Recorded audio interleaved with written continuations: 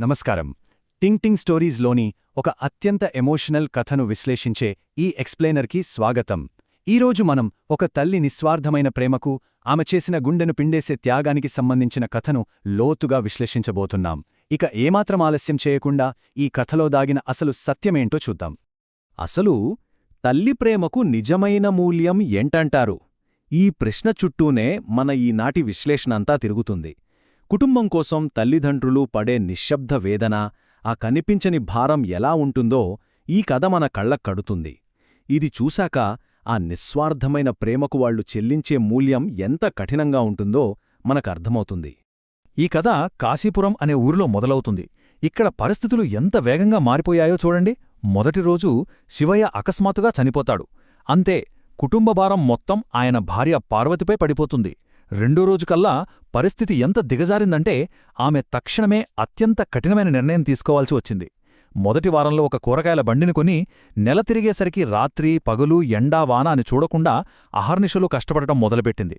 ఒక కుటుంబం స్థిరత్వం కుప్పకూలిపోవడానికి ఎంతో సమయం పట్టదు అనడానికి ఇదొక పెద్ద ఉదాహరణ కదూ.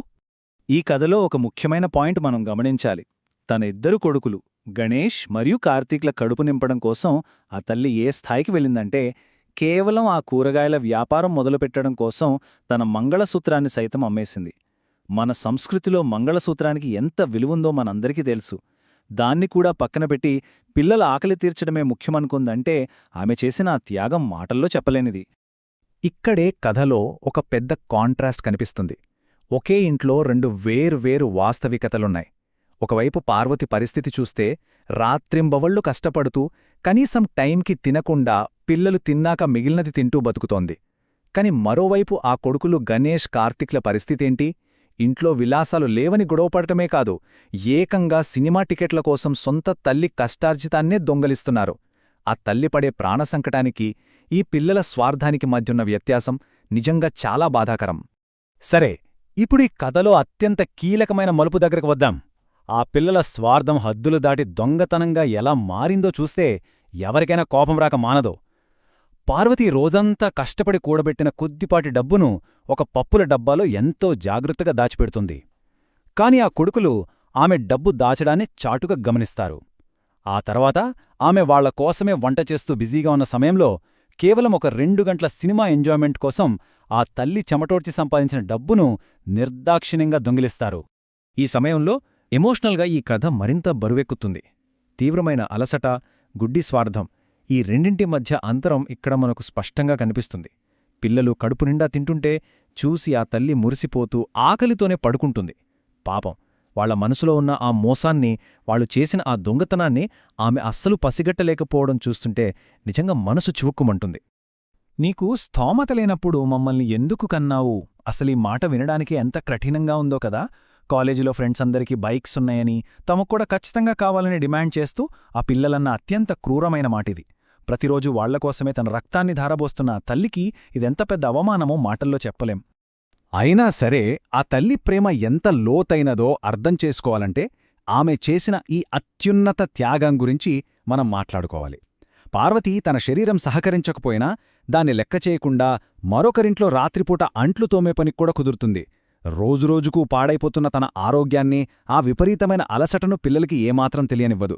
తన దగ్గర బైక్ లేదని పిల్లలు అంతా మాట అన్నాక వాళ్లకోసం అదే మోటార్ సైకిల్ బుక్ చేయడానికి ఆమె రహస్యంగా షోరూంకి వెళుతుంది. వాళ్ల సంతోషం తప్ప ఆమెకింకేమీ కనిపించలేదు. ఇక కథ క్లైమాక్స్కొచ్చేసరికి పరిస్థితులు ఎంత విషాదకరంగా మారాయో ఈ 2 విషయాలు చూస్తే అర్థమవుతోంది. ఆ చివరి ఉదయం కొడుకులు ఎగ్జామ్ ఫీజు కావాలని కోపంగా డిమాండ్ చేస్తూ ఆమె ఇంకా నిద్రలేవలేదేంటని విసుక్కుంటారు. కాని ఆ తల్లి పరిస్థితేంటి? పూర్తిగా మంచాన పడిపోయి కనీసం నిలబడలేని అత్యంత నిస్సహాయ స్థితిలో ఉంది. శ్రమతో పూర్తిగా కుప్పకూలిపోయిన ఒక మనిషికి కేవలం తమ అవసరాలు తీరడం లేదని విసుక్కునే ఆ పిల్లల మనస్తత్వానికి మధ్య ఉన్న తేడా నిజంగా చాలా భయంకరం. నీ ఎగ్జామ్ ఫీజు కోసం ఈ డబ్బు తీసుకో. ఇవి ఆ తల్లి చెప్పిన మాటలు. ఇది నిజంగా గుండెను పిండేసే సన్నివేశం. ఎంతో కష్టపడి ఆ మోటార్ సైకిల్ కోసం దాచుకున్న చివరి డబ్బును కూడా పిల్లల చదువుకోసమని చెప్పి ఇచ్చేస్తుంది. ప్రాణాలు పోతున్న ఆ చివరి క్షణంలో కూడా పిల్లలు తన గురించి ఆందోళన చెందకూడదని అబద్ధమాడుతుంది. ఒక తల్లి ప్రేమ ఎంత స్వచ్ఛమైనదో ఎంత నిస్వార్థమైనదో ఇక్కడ మనకు స్పష్టంగా కనిపిస్తుంది. ఈ కథ ముగింపు ఎంత వేగంగా ఎంత విషాదంగా జరిగిందో ఒక్కసారి ఈ టైంలైన్ చూద్దాం. ఉదయం పార్వతి తీవ్ర అనారోగ్యంతో మంచాన పడుతుంది. అయినా పిల్లలు తిడుతూనే ఉంటారు. మధ్యాహ్నం తన దగ్గరున్న చివరి సేవింగ్స్ కూడా వాళ్ల చేతిలో పెడుతుంది. సాయంత్రం వాళ్లు ఎంతో కాలంగా డిమాండ్ చేస్తున్న ఆ కొత్త మోటార్ సైకిల్ ఇంటికి డెలివరీ అవుతుంది. మరి అదే సాయంత్రం ఆ కొడుకులకు ప్రాణాలు లేని వాళ్ల తల్లి దేహం కనిపిస్తుంది. వాళ్లు ప్రాణంగా కోరుకున్న ఆ బహుమతి రావడం వాళ్ల జీవితంలోనే అతి పెద్ద నష్టానికి ఎలా దారితీసిందో ఈ సంఘటనలు చూపిస్తున్నాయి.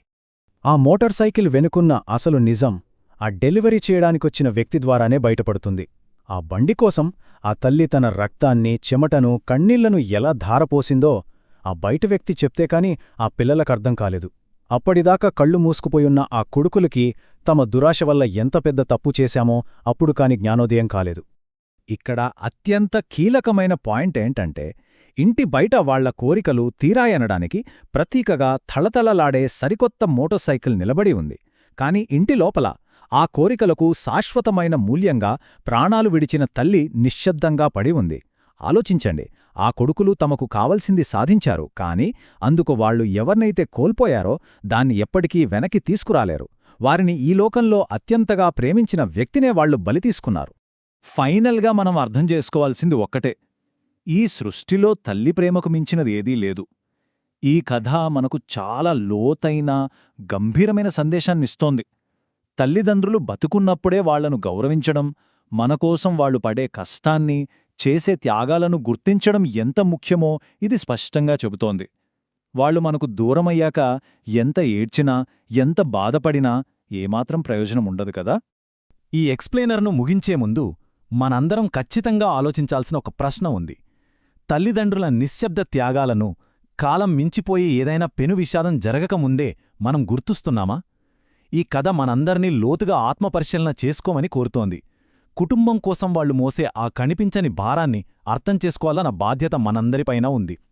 ఇది కేవలం ఒక కథ మాత్రమే కాదు, జీవితానికి సరిపడా ఒక గుణపాఠమని చెప్పొచ్చు.